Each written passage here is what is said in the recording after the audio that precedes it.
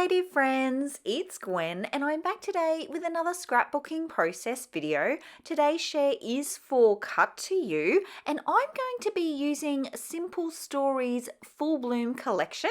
I have a cup of peppermint tea ready to go and I do have a plan for the layout. The cut file is called Love You to Pieces and it comes with the title element there and then a row of puzzle pieces. And I'm going to be documenting this very cheeky photo of my daughter and I. This one was taken on Mother's Day and she did promise me a photo for Mother's Day.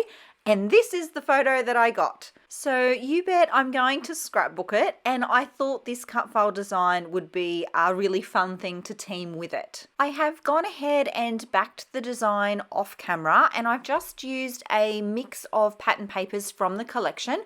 All of these prints are from the paper pad. I wanted the smaller format for each of the designs.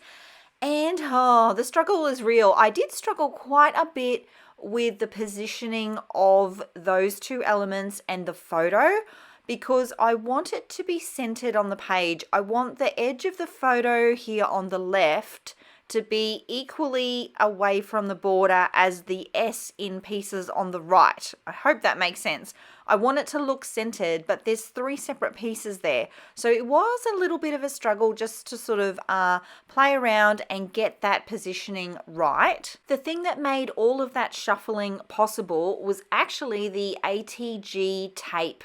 The type that I use in my gun is permanent, but it's repositionable first up. So you can actually, lay things out, lock them into position, and then if you change your mind and need to move something, you can do that. And I do that a lot. It's really good when you're not 100% sure where you want something to go. And then what you can do sort of more towards the end of the scrapbook process is you can add a liquid glue and really lock everything into position at the end. So with my cut file in position and my photo position locked in, I am going to start now thinking about the embellishments and where I want to position them on the page. I have very purposefully left a space between the L in love and the puzzle piece right there because I knew I wanted to put an embellishment cluster somewhere in that position. I'd like to balance that cluster out with an embellishment cluster here above the word pieces. There's a bit of white space that's beside the word to there, so it's a perfect little spot for another floral cluster. And then I'm going to add a smaller third cluster underneath my photo. I will very often work with groups of 3 embellishment clusters. I find it's a really nice little technique or like a go-to sort of method for a layout to feel really put together. Generally speaking, the 3 clusters make up a visual triangle, so the photo sits within the triangle that those 3 points make. Not for this layout though, this layout's breaking the rules just a little bit, but those 3 clusters do the same thing. They still help the eye be drawn around the layout and it still helps the layout feel really put together. The other thing that I will be really sure to do with the clusters is make sure that there is repeated elements in each of them. So in this layout, the repeated elements are actually going to be those sort of stripy flowers. So currently the cluster on the right has 2 of those, the cluster down the bottom has 1, and the top cluster didn't have any, and that was bothering me. So I do audition a few options here. I really want to get in one of those flowers that is a bit stripy. The other thing that's bothering me with that top cluster is that it had that dark green flower there and the other 2 clusters didn't have a dark green flower. So to combat that problem, I'm actually just going to layer the stripy flower over the top like so. And I did also add in that really pretty small red one. And I feel like that really helps that sort of, like I was saying, it helps it be pulled together because each cluster has like a repeating icon. So I'm much happier with how that's all looking now. And I do want to add in a couple more sort of sentimenty type things. I do like to add sentiments to my layout. So I'm looking for embellishments that are more of a medium size. And there are a couple that fit that bill. I found a peachy, pinky one that says "A Lovely Day," and that's going to be positioned underneath the E there. And then the yellow one at the bottom that says "Hello there, sunshine." I love scrapbooking with yellow. It is such a fun, happy color, and that's what drew me to this collection. So it's nice to get a couple of really bright, fun yellow things on this layout. I did audition this extra floral piece, but in the end, I felt like it didn't need it, so I thought I would save it for another layout. I do add this yellow butterfly though in the O in love. I've used some foam tape just to raise that up for a little bit of dimension. I've also filled out the embellishment cluster on the right there. I found a sweet little bird. That is a foam, like a foam thicker. So it's good because it's got a little bit of dimension. And then I found a small flower to pop next to the bird.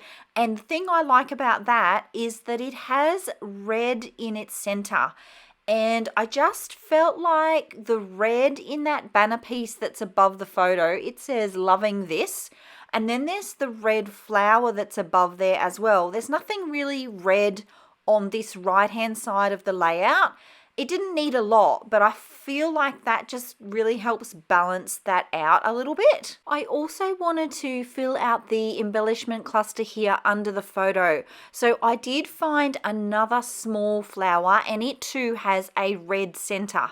And I've added it there as well. So now, again, going back to what I was saying about repeating icons, each of the clusters now has a pink flower with a red center in it. Things are getting serious because I'm gluing stuff down. I'm going to lock into position most of these pieces. I'm really happy with how it's all coming together. And I'm glad actually I didn't plan it that way, but I think this is a really good layout to show you that repeating icons in clusters really works. And it's probably something that you hadn't necessarily noticed, but subconsciously, just your mind when it's looking at the layout, it just feels cohesive, and that's why. I wanted to show you here too a quick little trick if you need to glue somewhere that you can't reach. So I can't reach in this spot here. So what I do is I add glue to a piece of scrap paper, and then I just slide the scrap paper underneath and smooch the glue off that way. That is one of the problems that I have found with the Scotch quick dry adhesive, but that's my workaround. Next up, it's time for some enamel dots. I am going to add these in clusters. I prefer to do it that way, and I normally don't actually leave this footage in because it's a little bit painful. I do like to position them very strategically. I fuss with them a little bit. I'm going to go with 3 spots in the end, and they're kind of going to sit in with my floral embellishment clusters. So one will be on the right, one will be above the photo where I'm working here, and then I'll add another 3 down in the bottom corner underneath my photo. Also, if you like this collection, I have made one other layout with it, and what I'll do is I'll leave a link in a card here so that you can check that out next. I am almost finished fussing with the enamel dots at this point, and I do actually find the puffy stickers, and I go ahead and add in these sweet little bees. They're super tiny and they're puffy and they're super cute, and I add one of those again to each of the embellishment clusters. And that finishes out the layout. Thank you so much for being here, my creative friends. If you like the way that I scrapbook or the way that I chat about the way that I scrapbook, I would love it if you give this video a thumbs up. Lots more coming on the channel, and I'll be sure to see you again soon. Until then, bye!